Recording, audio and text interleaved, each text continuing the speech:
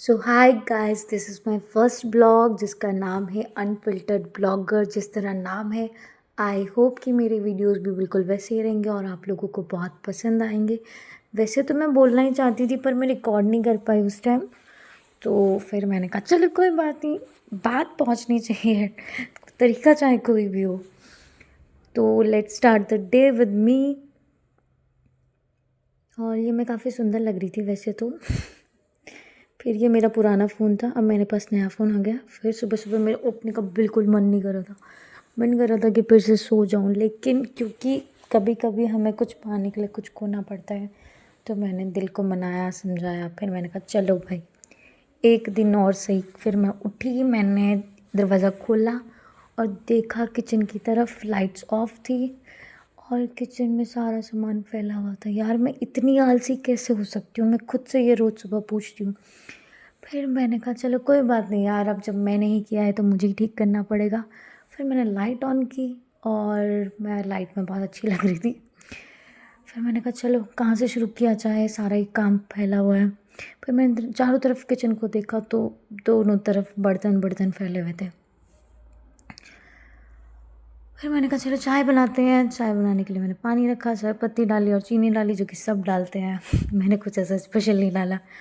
मुझे इतने अच्छे से चाय बनानी आती नहीं है, बट फिर भी मैं बना ही लेती हूँ क्योंकि मेरे पापा पी लेते हैं। फिर मैंने कहा चलो जल्दी से पराठे बनाते हैं क्योंकि जॉब पे भी जाना है। मुझे वैसे तो लेट हो रहा था, मैंने कहा चलो ब्रश बाद में करती हूँ, पहले जल्दी से ब्रेकफास्ट बना लेती हूँ, फिर उसके बाद मैं आराम से रेडी हो जाऊँगी। ये ज़्यादा इंपॉर्टेंट है ना, पापा भूखे नहीं रहने चाहिए। तो फिर मुझे रोटी पता है गोल बनानी आती नहीं है, बट मैंने कहा चलो कोई बात नहीं, ट्राई करते हैं। तो मैं मतलब मेरे को ज़्यादा टाइम नहीं हुआ, अभी 4-5 महीने हुए हैं बनाते हुए, तो मैं उतनी अच्छी नहीं बना पाती हूँ, फिर भी मैं कोशिश कर लेती हूँ। यहाँ पे मैं बहुत कुछ आपसे बताने की कोशिश करना चाह रही थी, लेकिन फिर वही सिचुएशन हुई कि मैं यहाँ नहीं रिकॉर्ड कर पाई। ये मेरी रोटी बन चुकी थी, मतलब पराठा बना रही थी, ठीक है यार, एक ही अस्तित्व तो एक ही है यार दोनों का। फिर मैंने उसे तवे पर डाला और दुआ की कि जल्दी से मेरा नाश्ता बन जाए। फिर मैंने अपने कैमरे को हटाया और मेरी चाय उबल चुकी थी। मैंने इसमें जल्दी से दूध डाला और इसने एकदम रंग बदल लिया, जैसे कि मैं बदल लेती हूँ कभी कभी। फिर मेरा पराठा भी बन चुका था और मेरा ब्रेकफास्ट हो गया था रेडी। फिर मैंने उठाया अपना ब्रश और कहा चलो ब्रश करते हैं, क्योंकि ऑफिस शोरूम जाने के लिए हो रहा था मुझे लेट। फिर मैंने जल्दी से ब्रश किया ताकि बदबू ना आए मुँह से। फिर मैंने जल्दी जल्दी अपना फेस वॉश किया और मैं चाह रही थी मैं सुंदर लगूँ, इसलिए मैंने बहुत ज़्यादा फेस वॉश कर लिया। फिर मैं फेस वॉश में ऐसा कुछ खास यूज़ करती नहीं हूँ, मैंने साबुन लगाया क्योंकि साबुन इज़ बेस्ट, कहीं भी अवेलेबल हो जाता है। मैं एक्चुअली ज़्यादा कुछ लगाती ही नहीं हूँ, तो मैं ना सोप ही लगा लेती हूँ, वही मेरे को सूट करता है स्टार्टिंग से। तो मैं नहीं चाहती कि मैं ज़्यादा सेंसिटिव हो जाऊँ स्किन को लेके, तो मैं ज़्यादा प्रोडक्ट्स यूज़ नहीं करती हूँ। फिर मैंने जल्दी जल्दी अपना फेस वॉश किया, फिर मैं गई अपने रूम में, मैंने देखा कि क्या पहनूँ। फिर मैंने एक ब्लू टॉप और black jacket plus black muffler उठाया, जो कि मेरा फेवरेट है, और यहाँ पे मैंने कपड़े चेंज कर लिए थे। अब मैंने कहा चलो थोड़ा सा मेकअप करते हैं। फिर मैंने निकाला थोड़ा सा अपना प्यारा सा मॉइस्चराइज़र, क्योंकि ये इम्पॉर्टेंट है, कुछ लगाओ या ना लगाओ ये लगाना बहुत ज़रूरी है। फिर मैंने जल्दी से लगाया और नेक पे भी लगाया थोड़ा, क्योंकि नेक कैसे इम्पॉर्टेंट। फिर मैंने जल्दी से हाथों पे भी लगाया और फिर उसके बाद मैंने निकाला अपना मस्कारा। फिर मैंने जल्दी जल्दी अपने आइज़ पे लगाया, जैसे कि आप मेरे देख ही पा रहे हो मेरे बाल कितने प्यारे हैं। पर ये प्यारे फिर कॉम्ब होने के बाद ही लगते हैं, वरना सुबह उठती हूँ तो ऐसा लगता है मंजलिका उठ गई। फिर मैंने अपना काजल लगाया जल्दी जल्दी। काजल मुझे बहुत पसंद है, पहले मैं काजल लगाती नहीं थी, बट जब से मैंने लगाना स्टार्ट किया है तो तब से मैं बहुत लगाने लग गई हूँ। हालांकि मेरी जो आइज़ है वो थोड़ा कैट आइज़ टाइप है, क्योंकि बहुत छोटी छोटी हैं। फिर मैंने जल्दी से मस्कारा लगाया, मैंने कहा चलो जल्दी जल्दी रेडी होते हैं। मेरे को सुबह सुबह टेंशन रहती कि मैं लेट ना हो जाऊँ। फिर मैंने लगाई अपनी लिपस्टिक, मैंने निकाल ली। मेरी एक ही फेवरेट शेड है और मैं 2 सालों से वही यूज़ करती आ रही हूँ और मुझे नहीं लगता मैं आगे चेंज करूँगी। फिर ये मैंने लिपस्टिक लगा ली थी और बहुत अच्छी लग रही थी। हालांकि कैमरे में उतने अच्छे से नहीं दिख पाया क्योंकि सस्ता फ़ोन गाइस। फिर मैंने अपने बाल कॉम्ब किए। फिर मैंने देखा मैं तैयार हो गई हूँ, मैं बहुत प्यारी लग रही थी। मतलब मुझे तो मैं हमेशा ही प्यारी लगती हूँ, डिपेंड किया आप लोगों को कैसी लगती हूँ। फिर ये मैंने मेरा पेंडेंट पहना हुआ था बटरफ्लाई वाला, जो कि मैंने एक मेले से लिया था सस्ता बट मुझे बहुत पसंद है। फिर मैंने अपने बाल बांधे और मैं हो गई शोरूम के लिए एकदम तैयार। मुझे जॉब पे जाने के लिए एकदम परफेक्ट लुक चाहिए होता है, जहाँ पे मैं एकदम प्रॉब्लम मतलब मेरे बाल उलझे ना, इसलिए मैं बाल बांध के जाती हूँ। फिर मैंने अपने शूज़ पहने जल्दी से और मैं रेडी हो गई। फिर मैंने कहा चलो बाहर चलते हैं, नाश्ता करते हैं और फिर निकलते हैं। और ये मेरा लुक हो चुका था रेडी, जिसमें मैं अच्छी तो नहीं लग रही थी बट ठीक है। ये मेरी जेब से बहुत सारा सामान निकला था और ये एक प्यारा सा की चेन जो कि मुझे मिला था। फिर मैंने यहाँ पे अपना फ़ोन लगाया। मैं चाह रही थी कि मैं आप लोगों को अपनी शायरी सुनाऊँ, लेकिन मैं सुना नहीं पाई क्योंकि मेरी रिकॉर्डिंग नहीं हो पाई। बट वही है कि इस चैनल पे मैं पहले शायरी डाल रही थी, लेकिन ज़्यादा व्यूज़ ज़्यादा नहीं मिल पा रहे थे, तो मैंने फिर कहा कि चलो कोई बात नहीं, पीपल नीड्स न्यू कंटेंट। तो मैंने अपना ब्लॉगिंग स्टार्ट करने का सोचा। फिर क्योंकि 12 तारीख को ही मैंने अपना नया फ़ोन मंगाया था, जो कि उतना एक्सपेंसिव तो नहीं था कि इतनी क्लैरिटी मिले, बट मैंने कहा कोई बात नहीं, नया तो नया होता है। फिर मैं चाह रही थी कि आप लोगों को एक पुराना अपना शायरी सुनाऊँ, क्योंकि शायरी मेरी कहीं न कहीं हार्ट बीट है। तो फिर मेरी चाय बहुत गर्म हो रही थी, बट मैंने कहा चलो कोई बात नहीं, चाय को अभी थोड़ा-सा साइड में रख सकती हूँ, पहले शायरी सुनाना ज़रूरी है। फिर उसके बाद मेरा फ़ोन गिर गया, मैंने फ़ोन को दोबारा से एडजस्ट किया और मैं रेडी हो गई। तो शायरी थी कुछ ऐसी, अ, ओके सुनाती हूँ, सुनना। उसे मेरे बालों में लगा लाल गुलाब पसंद है। मैं कुछ कहूँ तो उसे मेरी हर बात पसंद है। कहने को वो कुछ कहता नहीं, पर उसे मेरी कहानी में उसका साथ पसंद है। ओह सॉरी, मैंने मुझे लगता है गलत लाइन सुना दी। उसको मेरी कहानी में मेरा साथ पसंद नहीं। हाँ ठीक है यार, तुम लोग समझ गए होगे, आई नो कभी कभी मैं स्टूपिड बातें कर देती हूँ। और फिर उसके बाद मैं अपना दुनियादारी का ज्ञान देने लगी। अब मुझे समझ आ रहा मेरी शायरी क्यों नहीं लाइक हुई, क्योंकि मैं भूल जाती हूँ। फिर ये जो चॉकलेट मेरे हाथ में थी, ये मेरे सर लेके आए थे थाईलैंड से, जो कि मैंने बाद में खाई, मुझे बहुत टेस्टी लगी। ग्रीन वाली ज़्यादा टेस्टी थी। तो अगर आप सब कभी जाएँ तो ये ट्राई करें। और ये मेरे पॉकेट में पड़े हुए थे पेन। और ये वही प्यारा सा कीचेन है जो मैंने आपको पहले दिखाया था, ये भी थाईलैंड से हमारे सर लेके आए थे। ठीक है यार, इंसान के गिफ्ट की कदर करनी चाहिए। ये 10-10 के नोट जो मेरी जेब में पड़े हुए थे, जिससे कि एहसास होता है मैं कितनी गरीब हूँ। फिर इसे देख के मुझे शर्म आई, मैंने कहा चलो इसे रख देते हैं। फिर मैं थोड़ी देर दुनियादारी की बातें करने लगी, जो कि मुझे कभी कभी अक्सर समझ में नहीं आती है। पर मैंने कहा कोई बात नहीं यार, मेरा तो ये चलता ही रहता है।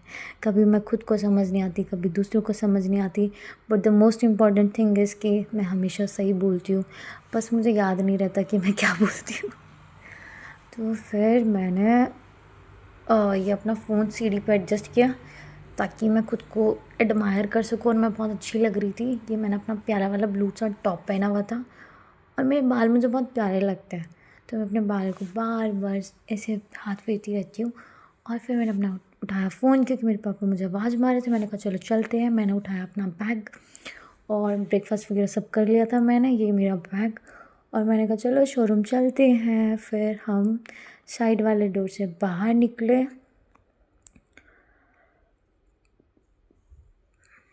फिर ये मेरे घर के बाहर का व्यू है, जो कि उतना कुछ अच्छा तो नहीं है, but still I liked it. हाँ, पूरा दिन मैं यहाँ पे रहती ही नहीं हूँ, पर जब भी रहती हूँ ना, मेरे को शांत लगता है। कम से कम यहाँ आस-पास 4 लोग तो नहीं रहते जो मुझे कुछ कहें। फिर मैं टीवीएस कंपनी में, मतलब टीवीएस में जॉब करती हूँ, तो मैं अपनी कंपनी के लिए इतनी लॉयल हूँ कि हमने स्कूटी भी टीवीएस की खरीदी हुई है, जुपिटर। फिर ये हमारे आस-पास का बाहर का व्यू। और ये पापा ने स्कूटी स्टार्ट कर दी थी। मैंने कहा चलो अब स्कूटी पर बैठ जाते हैं, इससे पहले पापा डांटे। मैंने जल्दी से चाबी ली लॉक करके, और फिर मैंने कहा चलो पापा चलते हैं। फिर मैं स्कूटी पर बैठी और मैं और मेरे पापा दोनों निकल पड़े। और फिर हमने टर्न लिया और हम पहुँचे रोड पे। ये हमारे पीछे घर रह गया, जिस पर पहुँचाई सोलर प्लेट्स थी। फिर ये हमारे घर के सामने एक है खाद की कोई दुकान है आई गेस। फिर ये फ्यूल का मतलब पेट्रोल पंप। और देन हमने टर्न किया और हम निकल गए अपनी मंजिल की तरफ। फिर जैसे ही हम पहुंचने वाले थे, मेरे को बहुत ठंडी लग रही थी। मैं चाह रही थी हम जल्दी जल्दी जाएं, पापा भी जल्दी जल्दी चला रहे थे। और फिर ये जैसे कि मैंने बताया मैं टीवीएस में जॉब करती हूँ। ये हीरो का शोरूम है जो कि हमारे शोरूम के पास है। हमारे कॉम्पिटिटर हैं, पता नहीं इतने पास क्यों बना रखा है यार, कंपटीशन ज़्यादा हो जाता है। खैर जो भी है, तो अपनी लाइफ के बारे में मैं आप लोगों को आगे अगले ब्लॉग्स में बताऊँगी। फ़िलहाल तो हम पहुँचने वाले थे शोरूम। तो फिर ये शोरूम मेरा बहुत ही नज़दीक आ चुका था और मैं अभी आप लोगों को दिखाती हूँ। तो ये टीवीएस का शोरूम आ चुका है और मैं यहीं पे जॉब करती हूँ। अब मैं क्यों, कहाँ से, कैसे, ये सब तो मैं आप लोगों को बाद में बताऊँगी क्योंकि थोड़ा सस्पेंस ज़रूरी है। तो फिर हमने यू टर्न लिया और हम पहुँच गए। और फिर मैं जैसे ही पहुँची मैंने देखा कि एक ई रिक्शा खड़ा हुआ था जिस पे हमारे शोरूम के बैनर्स लगे हुए थे फॉर प्रमोशन, ब्रांडिंग, प्रचार, जो भी कहो। फिर मैंने शोरूम में एंटर किया। यहाँ पे कोई अभी था नहीं ज़्यादा। फिर मैंने आप लोगों को अपनी अच्छी अच्छी गाड़ियाँ दिखाने का सोचा। मैंने थोड़ा सा कैमरा घुमाया और फिर मैं अकेली बैठी हुई थी। मेरे सामने सर बैठे हुए थे, वो अपने कस्टमर से बातें कर रहे थे। फिर मैंने देखा दूसरी टेबल पे मैडम बैठी हुई थी, वो भी कॉलिंग पे लगी हुई थी। एक अकेली मैं थी जो कुछ नहीं कर रही थी। और पता नहीं सुबह से तो इतनी ठंडी लग रही थी। फिर मैं बोर हो गई बैठे बैठे। फिर भी मैं देख रही हूँ मैडम बातें करे जा रही है, सर भी बातें करे जा रही है और मैं परेशान हो रही हूँ कि मैं क्या करूँ। मैं तो कुछ कर ही नहीं रही थी। मैं इतनी परेशान हो गई बैठी बैठी। मैंने कहा चलो मैडम के पास चलते हैं। फिर मैं मैडम के पास गई। फिर मैंने कहा चलो इनसे बातें करते हैं। वैसे तो ये मेरी फ्रेंड टाइप हैं, बहुत अच्छी हैं। फिर ये भी इनके पास मेरे पास टाइम नहीं था, ये इनके पास मेरे लिए टाइम नहीं था। फिर मैं आके बैठ गई, मुझे बहुत ठंडी लग रही थी। फिर मैंने कहा चलो। फिर मैं घर आ गई। मेरे को दिन में ब्लॉग शूट करने का बिल्कुल टाइम नहीं मिला।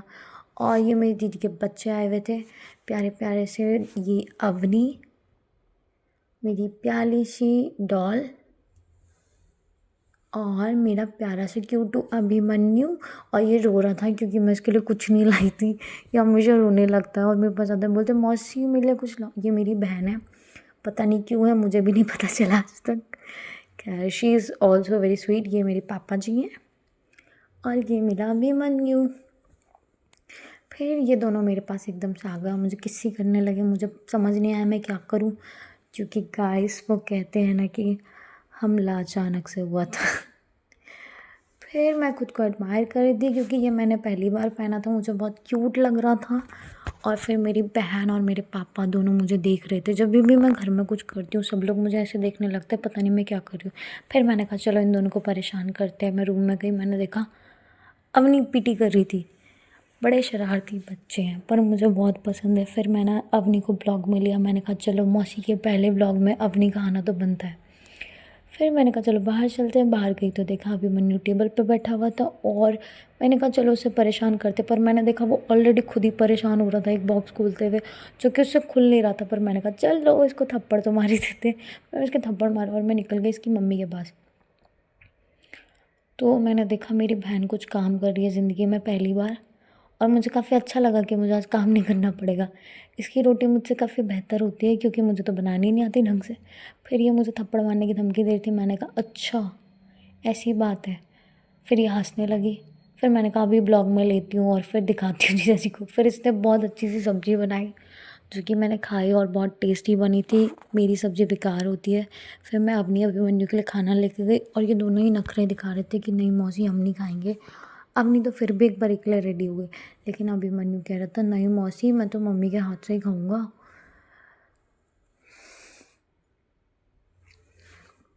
फिर अभिमन्यु रोने लगा और एक्टिंग करने लगा। एक्चुअली अभिमन्यु ना एक्टिंग बहुत करता है तो कहने लगा मौसी मैं नहीं खाऊंगा, मैं तो मम्मी के हाथ से ही खाऊंगा, तुम यहाँ से जाओ। फिर खाना खाने के बाद ये दोनों क्रैक्स खाने लगे जो कि मैं इन दोनों के लिए लाई थी और एकदम फिंगर्स में डाल के जैसे हम बचपन में खाया खाते थे। मुझे तो बहुत क्यूट लग रहा था। कभी कभी ना ये लोग ऐसी क्यूट सी हरकतें कर देते, मुझे मेरा बचपन याद आ जाता है। क्या दोनों क्रैक्स खा रहे थे, मुझे भी बहुत टेस्टी लगते हैं। जब भी मैं इनके लिए लाती हूँ अपने लिए भी लेके आती हूँ क्योंकि मैं भी तो बच्ची हूँ। फिर ये मेरे फ़ोन पे मार रहे थे, मुझे बहुत गुस्सा आ रहा था। फिर मैंने इसे हटाया और फिर मैंने कहा चलो अब क्या करें, अब तो ब्लॉग पूरा करते हैं।